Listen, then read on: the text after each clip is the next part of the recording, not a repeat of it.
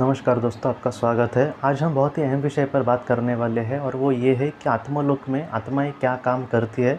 इस विषय पर पहले भी मैंने वीडियो बनाई थी, उस पे और भी जो बातें बाद में मैं सीखा, इस पर आज हम बात करने वाले हैं। तो सबसे पहले आज हम ज़्यादातर जिस विषय पे मैं आपको बात करने वाला हूँ, इसका संदर्भ मैं आपको पहले देना चाहता हूँ, क्योंकि ऐसी जो वीडियो होती है इसमें बहुत लोगों को ऐसे भी आज भी लगता है कि मैं ये सारी बातें अपने मन की बोल रहा हूँ। ऐसा नहीं है। मैं ज़्यादातर नीचे भी किताबों की लिस्ट दी गई है, ब्लॉग एक लिखा है, उस पर अगर क्लिक करेंगे उस लिंक पर तो किताबों की लिस्ट आ जाएगी। तो आज जो हम ज़्यादातर बात करेंगे उसमें डॉक्टर माइकल न्यूटन जी की 2 किताबें, जर्नी ऑफ सोल्स और डेस्टिनी ऑफ सोल्स, और तीसरे एरिक नाम के एक लड़के की किताब है जिसका नाम है माय लाइफ आफ्टर डेथ।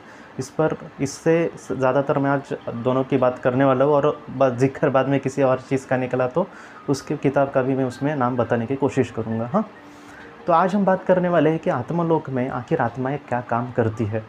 तो माइकल न्यूटन जी की अगर हम बात करें तो उन्होंने जो भी प्रयोग किए, तकरीबन 20 से 25 हज़ार लोगों पर उन्होंने पास्ट लाइफ रिग्रेशन किया और बहुत सारा डेटा उनको मिला उससे कि आत्मलोक में आत्माएं आखिर क्या काम करती है। उन्होंने बहुत विषयों में रिसर्च करने की कोशिश की, उसमें का ये एक विषय था। तब उनको ये पता चला दोस्तों कि जो आत्माएं होती है वो जैसे पृथ्वी पर हमें एक नॉर्मल ज़िंदगी किसी की भी मुझे नहीं लगता कि होती है। एक 15-16 साल तक उसका खेलने में जाता है, बाद में करियर देखो, बाद में कुछ काम करो। तो इस तरीके से ही आत्मलोक में आत्मा का चलता है, लेकिन वहाँ पर इतना स्ट्रगल या फिर करना ही पड़ेगा ऐसा नहीं होता। वहाँ पर हमें कोई भी ज़बरदस्ती नहीं करता कि ये ही करो वो ही करो। लेकिन जैसे पृथ्वी पर किसी एक इंसान को किसी चीज़ में रुचि है तो वो उसमें अपना करियर बना सकता है।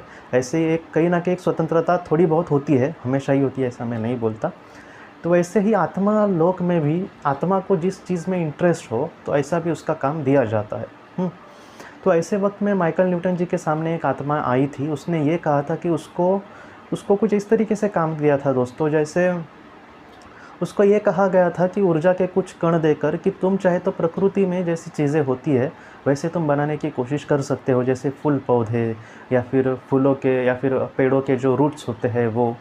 तो डॉक्टर माइकल न्यूटन थोड़े से चौंक गए। उन्होंने कहा कि तुम्हें उसको बनाने की ज़रूरत क्या है। तो उस आत्मा ने उसको ये पूछा कि ऐसे आप क्यों पूछ रहे हैं, क्योंकि उन्होंने कहा कि ये तो अपने आप बन जाती है पृथ्वी पर। तो उस आत्मा ने उसको ये कहा डॉक्टर माइकल न्यूटन जी को कि कौन बनाता है पृथ्वी पर, इसे कौन बनाता है। तब इन्होंने कहा कि प्रकृति या फिर निसर्ग या फिर जो कायनात होती है वो बनाती है इन सारी चीज़ों को। अगर हम नारियल को देखें दोस्तों, तो नारियल जो है वो हम नहीं कह सकते ना कि किसी ने बनाया है, वो तो अपने आप प्रकृति ने बनाया है। तो उस आत्मा ने ऐसा स्मित हास्य किया और उसने कहा कि प्रकृति आखिर क्या है।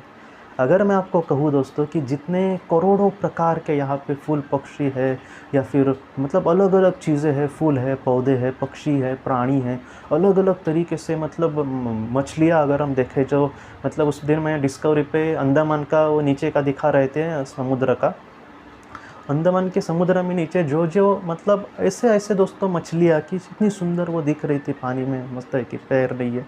और ऐसे लग रहा था कि ऐसे लगता है हमें कि अपने आप ये बन गई है। लेकिन माइकल न्यूटन जी को ये पता चला कि छोटी से छोटी चीज़ जो पृथ्वी पर है वो किसी के दिमाग में आई है। जैसे मैं आपको एक उदाहरण देता हूँ कि ये जो माइक है जो लगा है यहाँ पर, वो मैं ये नहीं कह सकता कि अपने आप मुझे मिला है या फिर अपने आप किसी ने दिया है या फिर अपने आप वो अपने आप प्रकट हो गया है। ये माइक बनाना ये किसी की आइडिया थी, ये किसी की आइडिया थी। उसने उसको बहुत ही अच्छे से इसको रूप दिया। इसमें जो भी महत्वपूर्ण अभी वायर कितनी चाहिए, ये स्पंज जैसा थोड़ा सा भाग है वो कितना चाहिए, उसके नीचे प्लास्टिक है, उसमें कुछ मेटल है, तो ये सारी जो चीज़ें हैं उसको एकत्रित करके उसने एक चीज़ बनाई जिसको माइक कहा जाएगा, और जो इस तरीके से मेरी जो आवाज़ है वो आप तक बहुत ही अच्छे से क्लियर से सुनाई देगी।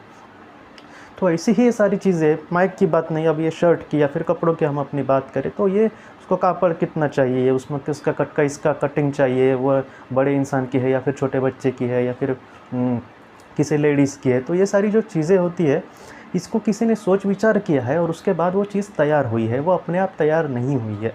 तो बहुत बार आत्माओं को आत्मलोक में ये भी काम दिया जाता है कि वो नई नई चीज़ों को निर्माण करे।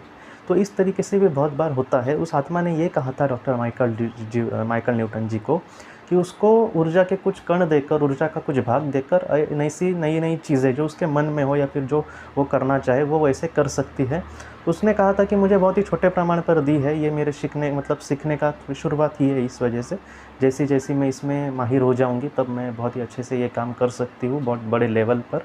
मैं आपको थोड़ा सा समझने के लिए कहता हूँ कि बहुत लोगों को कहेगा कि ऊर्जा का कण क्या होता है, वो कैसे बनाती है। तो मैं आपको कहता हूँ कि जैसे छोटे जो बच्चे होते हैं उनको स्कूल में क्ले लाने के लिए बोलते हैं, आपको पता होगा, मिट्टी की जैसे होती है, उससे वो अलग अलग कुछ कुछ बनाते हैं। देखो बैंगन बनाएंगे, टमाटो बनाएंगे, कुछ और भी मेज़ भी बनाते हैं अच्छे से।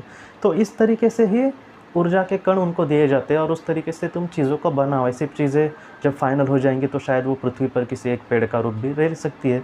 तो इस तरीके से भी आत्माएं वहाँ पर काम करती है। मैं फिर से कह रहा हूँ, ये किताबों में लिखी हुई बातें हैं, खामखा मैं अपने मन की नहीं कह रहा कि किसी को क्या क्या लगेगा क्या पता नहीं। तो इस तरीके से ये बातें हैं। बाद में अगर हम बात करें तो आत्मलोक में जैसे हमारे पृथ्वी पर स्कूल होती है वैसे स्कूल भी होती है। वहाँ पर भी हमें अलग अलग विषय सिखाते हैं शिक्षक।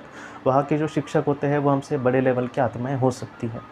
मास्टर्स नहीं होते, मास्टर्स के नीचे के ही लेवल के, लेकिन हमसे बड़े लेवल के लोग ऐसे। तो इस तरीके से वो वहाँ पर हमारी शिक्षा भी चलती है। वहाँ पर खेल कूद भी होता है दोस्तों, वहाँ पर संगीत भी होता है। वैसे वहाँ पर मतलब जिस तरीके से हम यहाँ पर हम कंटाल गए तो कहीं घूमने चले जाते, तो वैसा भी वहाँ पर अलग अलग जगह पे जाते हैं। कुछ आत्माओं ने ये भी कहा है कि पृथ्वी जैसे और भी जहाँ पर ग्रह है वहाँ पर वो कुछ देर के लिए जाते हैं। पृथ्वी जैसा वहाँ पे जीवन नहीं उनको लेना पड़ता, लेकिन ऐसे ही कुछ विहार के लिए वो वादियों में वगैरह घूमकर फिर से उनके जगह पे आ जाते हैं। तो ये भी काम वहाँ पर आत्माएँ करती है। अगर हम एरिक की बात करें, एरिक नाम का जो लड़का था और उसने अपनी जो किताब लिखी थी माई लाइफ आफ्टर डेथ, उसमें उसने ये कहा था कि उस लड़के ने उस वक्त आत्महत्या की थी वो एक जीवन में। तो एरिक ने ये कहा था कि उस आत्महत्या करने के बाद जब वो आत्मलोक में चला गया तब बहुत सारी आत्माएं ये भी वहाँ पर काम करती है, जैसे दूसरों को संभालना। तो एरिक ने क्या किया था, उसने आत्महत्या की थी। इंसान कब आत्महत्या करेगा, जब वो अपने जीवन से परेशान होगा। और तब एरिक को काम वहाँ पर क्या दिया था दोस्तों, कि उसने ये कहा है कि मैं इस दुनिया से जब चला गया तब उन आत्माओं ने पहले तो मुझे समझाया कि आत्महत्या क्यों बुरा है, या फिर आत्महत्या अगर करोगे तो तुम फिर से वैसे जीवन तुम्हें लेना पड़ेगा और तुम्हें जैसे होता है ना कि तुम्हारा वो जीवन वेस्ट हो जाएगा, फिर से वही चीज़ों का सामना तुम्हें करना पड़ेगा। हो सकता है कि और भी थोड़ा सा दुख तुम्हारे सामने आए। तो अच्छा यही है कि जैसी परिस्थिति हमारे फ़िलहाल सामने उसका हम सामना करें, ना कि आत्महत्या करें। लेकिन एरिक को बाद में ये काम दिया गया आत्मलोक में कि जो ऐसी नई आत्माएं जो आत्महत्या करके इस दुनिया से चली गई है पृथ्वी से, ऐसी जो आत्माएं जब आत्मलोक में जाएंगी तब ऐसी आत्माओं को तुम समझाओ। क्यों तुम समझाओ? क्योंकि तुम्हें उनका दुख का अंदाज़ा है। मैं जिस परिस्थिति से गुजरा हूँ ऐसी ही परिस्थिति किसी और इंसान के सामने हो तो मैं उसको बहुत ही अच्छे से समझा सकता हूँ। क्यों? क्योंकि मुझे पता है कि वो किस परिस्थिति में शायद होगा, थोड़ा सा अंदेशा मुझे है। तो इस तरीके से भी आत्माओं को काम दिए जाते हैं। तो आत्माएं आत्मलोक में ऐसे अलग अलग दोस्तों काम करते हैं। जैसे आत्माओं को इच्छा हो ऐसी वो अलग अलग कुछ चीज़ें करती है। बहुत बार आत्मा अगर बहुत ही बड़े लेवल की हो, 7वें वगैरह लोक की या फिर 6ठे लोक से आधे के पार अगर वह गई हो, तो ऐसी जो आत्माएं होती है वो ज़्यादातर निचले स्तर के आत्माओं को बहुत अच्छे से मार्गदर्शन करने की कोशिश करेगी। उसको एक मार्गदर्शक आत्मा भी बनाया जाता है। 7वें लेवल के बाद अगर वो जाती है तो उसको मास्टर्स बनाकर वो एक लोक का भी उस पर जिम्मेदारी दी जाती है, एक समुदाय की जिम्मेदारी दी जा सकती है। तो इस तरीके से आत्माएं वहाँ पर काम करती है और वो बहुत ही अच्छे से बखूबी से काम करती है। वहाँ पर पृथ्वी पे जैसे एक बहुत बड़ी जिम्मेदारी किसी इंसान को दी गई, किसी एक नेता को समझो शिक्षा मंत्री बनाया या फिर किसी नेता को कोई और मंत्री बनाया, तो पृथ्वी पर यह होता है कि वो अपनी जिम्मेदारी ठीक से कभी कभी नहीं संभाल पाता या फिर वो स्वार्थी बनकर अपना ही कुछ फ़ायदा करने की कोशिश कर सकता है। ऐसा हम हमारे यहाँ पे देखते हैं। लेकिन आत्मलोक में ऐसा नहीं होगा, क्योंकि आत्मलोक में उसको पता होता है कि मुझसे कोई दुखी है या फिर किसी इंसान को किसी चीज़ की ज़रूरत है, वो तुरंत वहाँ पे मदद करते हैं। अगर ना करे तो ऊपर की आत्माएं उनको आकर फिर से मदद कर सकती है। तो इस तरीके से वहाँ पे चलता है। वहाँ पर ऐसा नहीं है कि जैसे पहचान है वगैरह तो इंसान जैसे अपना काम निकलवा सकता है, वैसा नहीं होता। वहाँ पर ऐसी ही जिम्मेदारी दी जाएगी जो हमें मैं दिल से करना चाहूँगा और मैं कर सकता हूँ। सिर्फ दिल से करना चाहूँगा ऐसा नहीं, वो उस चीज़ को बहुत ही अच्छे से हैंडल भी कर सकता है। तो इस तरीके से बड़ी आत्मा की बात हुई। बाकी नॉर्मल हम आत्मा की बात करें साधारण, तो वो पढ़ती है, जैसे यहाँ पे ऊर्जा निर्माण करती है या फिर बहुत सारी चीज़ें वहाँ पर भी सीखने जैसी। पृथ्वी पर भी आप देखो ना, अलग अलग क्षेत्र में, खगोल विज्ञान में, वनस्पति क्षेत्र में, अलग अलग हम बहुत सारी चीज़, भूगर्भ शास्त्र में बहुत सारी चीज़ें हैं जो मतलब फ़िज़िक्स के अगर हम गर्भ की बात करें तो वो भी कितना बड़ा है। तो ये सारी जो चीज़ें हैं वो मुझे लगता है कि इंसान की उम्र ही कम पड़ जाएगी, अगर 200 साल की भी उसको ज़िंदगी मिली फिर भी वो इन सारी चीज़ों को ठीक से नहीं से सीख पाएगा या फिर समझ पाएगा। तो वैसे ही आत्मलोक में भी बहुत ऐसी बातें हैं जो अगर वो सीखने गई तो उसका मतलब पूरा बहुत साल उसके वहाँ पर व्यतीत होते हैं। आत्मलोक में एक अच्छा है कि उसको अनलिमिटेड ज़िंदगी वहाँ पे है। पृथ्वी जैसा तो नहीं है कि कुछ साल ही मिले हैं, लेकिन आत्मलोक में इंसान की इच्छा जैसी हो, जैसी उसकी रुचि हो, वैसे वो उस तरीके से आगे बढ़ सकता है। लेकिन ज़्यादातर जो मोक्ष के पार आत्माएँ चली गई है वो ज़्यादातर निचले स्तर की आत्माओं को मार्गदर्शन ही करना पसंद करती है। तो आत्मा के जो विचार है उस तरीके से बाद में बन जाते हैं। आज हमने देखा दोस्तों कि आत्मलोक में आखिर आत्माएँ क्या काम करती है। इसमें और भी जो बातें मुझे अलग-अलग पता चलेंगी किताबों के आधार पर या फिर और भी किसी आधार पर या फिर किसी मतलब साइकिक से वगैरह, मतलब उसके विचारों के या फिर उसकी किताबों को देखकर वगैरह, तो मैं इसका अगला पार्ट भी आपके सामने ज़रूर लाऊंगा। फ़िलहाल मैं जितना जानता हूँ उतनी आपको बातें कहने की कोशिश की। तो दोस्तों आज के इस भाग को लेकर अगर आपके कोई भी सवाल हो तो आप ज़रूर पूछना, व्हाट्सएप पे वगैरह आप मैसेज करें तो मैं आपको ज़रूर उसका रिप्लाई देने की कोशिश करूँगा। तो दोस्तों हम अपनी अगली वीडियो में मिलते हैं। आप प्लीज़ अपना ख्याल रखना, अपने परिवार का ख्याल रखना, और हम अपनी अगली वीडियो में मिलते हैं दोस्तों। आपका बहुत बहुत धन्यवाद।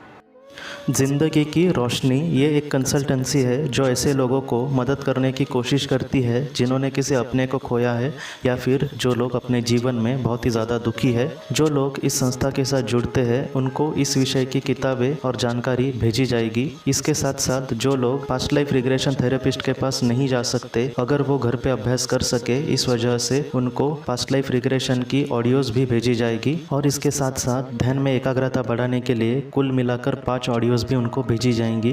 तो जो लोग इस संस्था के साथ जुड़ते हैं उनको यह सारी चीज़ें उनके ईमेल पर या फिर व्हाट्सएप पर भेजी जाएंगी। अगर आपको इस संस्था के साथ जुड़ना है तो कृपया इस नंबर पे व्हाट्सएप करें।